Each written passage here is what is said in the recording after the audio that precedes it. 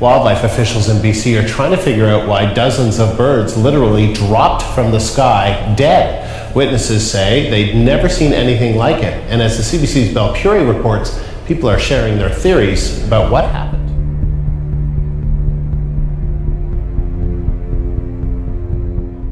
It's hard to believe what happened, except for hints on the ground. It was last Friday at dusk. Some of the casualties can still be found at a pullout along the busy causeway from the Tsawwassen Ferry Terminal. The Canadian Wildlife Service confirmed something did happen here. Biologists refer to it as a mortality event. Some of the bird carcasses were collected and sent to an animal health lab for post-mortem analysis.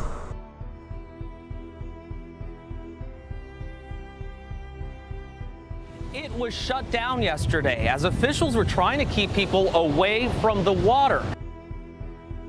Miles of pristine beach along Florida's Atlantic coast were deserted, shut down after officials confirmed a toxic red tide bloom just offshore. I think Mother Nature's getting angry and doing crazy stuff. The growth of an algae known as red tide has exploded in Florida this year, growing bigger and lasting longer than years before. It has killed huge numbers of marine life and dealt a hard blow to the Gulf Coast economy. As William Brangham reports from Sanibel Island, there are many causes driving this red tide, including warmer waters tied to climate change.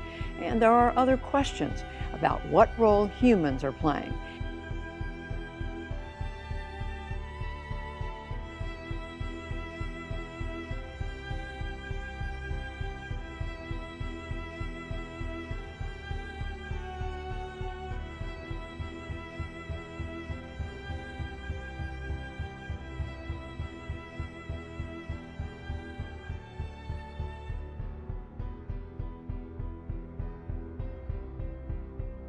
We start with a deadly discovery. Fish found scattered along the shore and in the water in parts of Palm Beach County. This comes just days after red tide was detected in the water, but tonight not yet known whether there's a connection. It's something you rarely see here on the east coast of Florida. Piles of dead fish along the shoreline. I felt like I was coughing more. Justin Friedman is a Florida native. He spends a lot of time here at John D. MacArthur State Park, a park that's beach is now shut down to visitors and its boardwalk blocked off.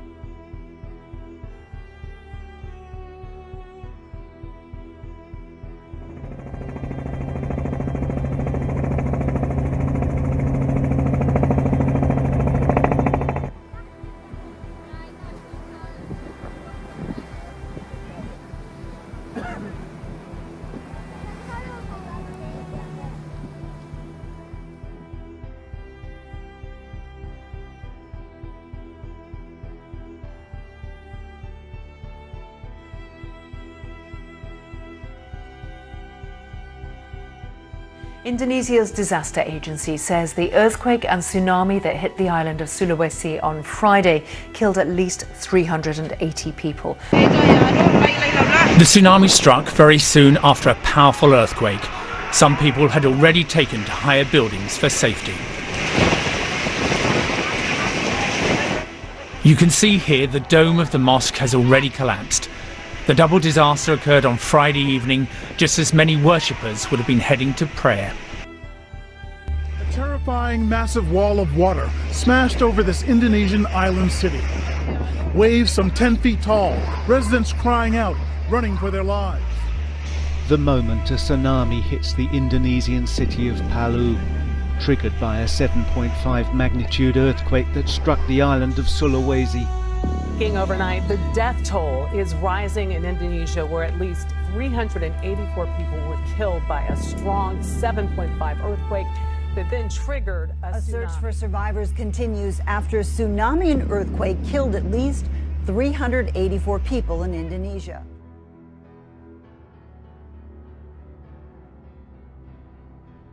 Flames that shot up out of a hole in northern Arkansas have experts and county leaders there scratching their heads. An unusual call for the Midway Volunteer Fire Department. A volleyball-sized hole with flames shooting out of it off Highway 5 South in Midway. Fire was burning roughly 2 feet in diameter, about 8 feet tall, and it burned for approximately 40 minutes.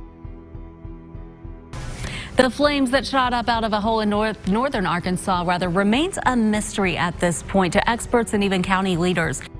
A hole was discovered in the ground, and here are some pictures of this hole that at one point the heat coming out of this hole was so hot it measured 1,400 degrees. Goes on to say he found a volleyball-sized hole with flames shooting out about 15 feet high, but there was no sign of gas. Measured about 1,400 degrees. The fire department confirms there was a hole in the ground. At the time, they confirmed an impact, but it goes on to say there's been an update. There was no impact. This was not from a meteor. It was not from a ruptured gas line that caught fire. Nobody seems to know.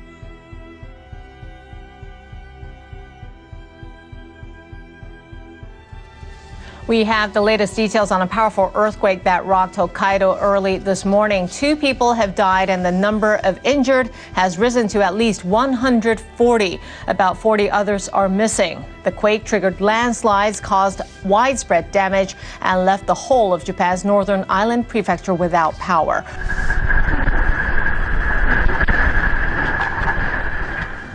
The quake hit shortly after 3 a.m. on the western part of the island, leaving everyone in the dark. The meteorological agency estimates the magnitude was 6.7, and there have been dozens of aftershocks since then. We start in northern Japan, where rescuers in Hokkaido are digging through rubble and mud in their search for survivors. It's been 1 day since a powerful earthquake rocked the island, and tremors continue. Near the epicenter, rescuers are working around the clock in the town of Atsuma, looking for the missing.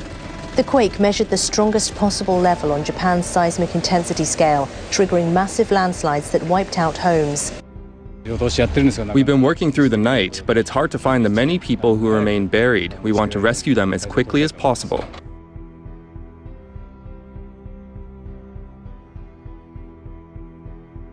Incredible rescue caught on camera. A teenager lost at sea for 49 days with no food, no water, and no way to steer. He'd survived, he said, by eating fish he'd caught and drinking seawater he filtered through his shirt. This is the moment, 49 days in the making. 19-year-old Aldi Adelang rescued from the Pacific Ocean after nearly 2 months lost at sea. On July 14th, blistering winds snapped the rope which was anchoring the floating hut in place and sent him drifting 1,200 miles, taking the teen from the shores of Indonesia to near Guam. When a passing ship spotted the tiny hut adrift in the blue abyss, the crew thought surely the radio call for help couldn't have come from here.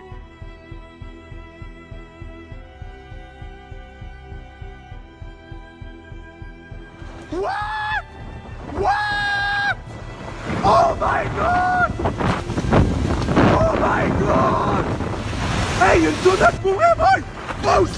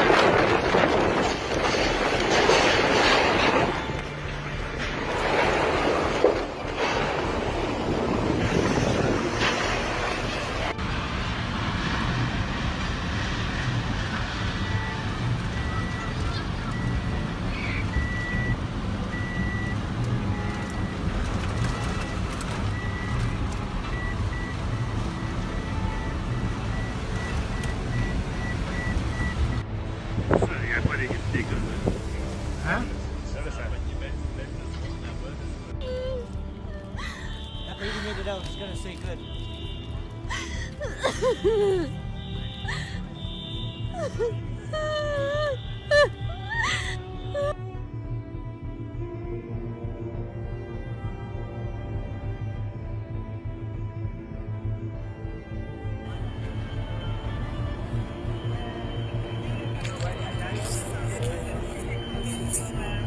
Watch first, I don't let it through, okay?